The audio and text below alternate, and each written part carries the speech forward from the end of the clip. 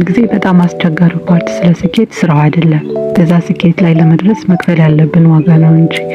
ሁላችንም የተሻለ ህይወት እንዲኖረን እንፈልጋለን፣ ግን ያን የተሻለ ህይወት ለማምጣት መክፈል ያለብንን ዋጋ እንረሳለን።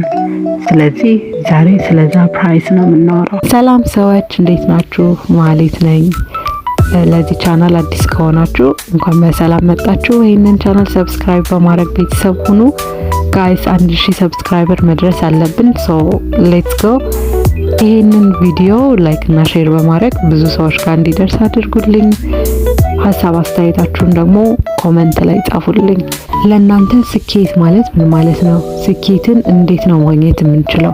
ስኬታማ የምትሉት ሰው ማን ነው? ወይም ደግሞ ምን አይነት ሰው ነው የሚለውን ሀሳባችሁን ኮሜንት ላይ ጻፉልኝ። አንዳንድ ጊዜ በጣም አስቸጋሪው ፓርት ስለ ስኬት ስራው አይደለም፣ እዛ ለመድረስ መክፈል ያለብን ዋጋ ነው እንጂ። ሁላችንም የተሻለ ህይወት እንዲኖረን እንፈልጋለን፣ ግን ያን የተሻለ ህይወት ለማምጣት መክፈል ያለብንን ዋጋ እንረሳለን። ስለዚህ ዛሬ ስለዛ ፕራይስ ነው የምናወራው። ዲሲፕሊን ማለት ለወደፊት ማንነታችን የምናሳየው ፍቅር ነው። ስለ ዲሲፕሊን ብዙ ያወቁትና የተማርኩት በጣም ቅርቤ ከሆነ ሰው ነው። ዊ ቲንክ ዲሲፕሊን ቅጣት እንደሆነ፣ በጣም ስትሪክት እንደሆነ፣ በጣም ሃርድ እንደሆነ፣ በጣም አኖይንግ የሆነ ነገር እንደሆነ፣ ግን እውነታው ዲሲፕሊን ራስን መውደድ ነው። ዲሲፕሊን ሰልፍ ላቭ ነው። ኤቭሪ ታይም በጠዋት መነሳት ሲኖርብን፣ ኤቭሪ ታይም ስራችን ላይ ፎከስ ማድረግ እንዳለብን ስናውቅ፣ ኤቭሪ ታይም ጂም መሄድ ሲኖርብን፣ ኤቭሪ ታይም ቪዲዮ ሪከርድ አድርገን ዩቲዩብ ላይ መፖሰት ሲኖርብን፣ ኤቭሪ ታይም ከምንም በላይ ስለ ወደፊታችን ስናስብ ለወደፊት ህይወታችን ስኬት የሚባለውን ስጦታ እየሰጠነው እንደሆነ ማሰብ አለብን። ከዛሬ 5 ወይም ደግሞ 2 ዓመት በኋላ መሆን የምንፈልገው መንገድ ላይ ዛሬ ላይ ሆነን ነው መገንባት የምንችለው። ስለዚህ ዲሲፕሊን ስቃይ አይደለም፣ ለራሳችንን የምናከብርበት መንገድ ነው።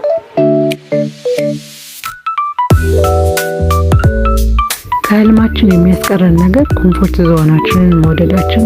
ኮምፎርት ዞናችን በጣም ሴፍ እንደሆነን የሚሰማን ቦታ ነው። ነገር ግን ደግሞ በዛው ልክ አስሮ እንዳንወጣ የሚያስቀረንም ነገር ነው።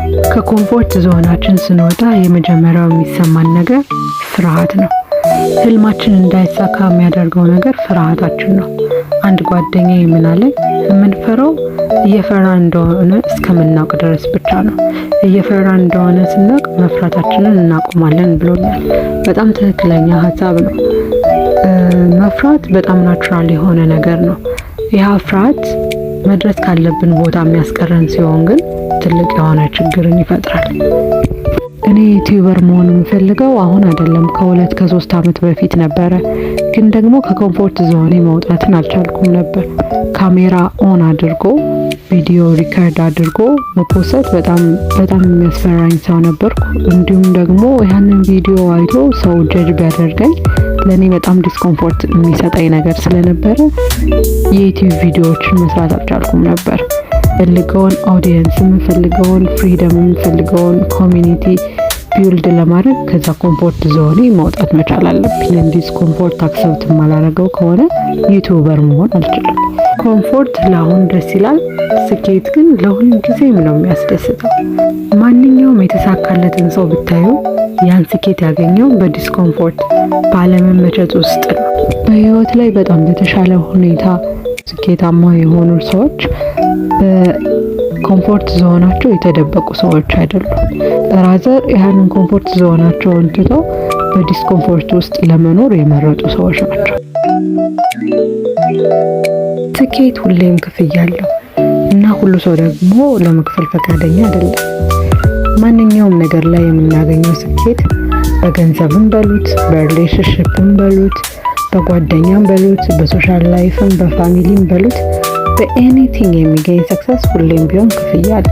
ኢት ኮስትስ የኛን ኮምፎርት፣ የኛን ጊዜ፣ የኛን የድሮ ልማዶች፣ የኛን ስንፍና፣ የኛን በሰዎች ዘንድ ጀጅ ያለመደረግ ፍላጎትን፣ ኢቨን ሰምታይምስ የኛን ማህበራዊ ህይወት ኮስት ሊያደርግብን ይችላል።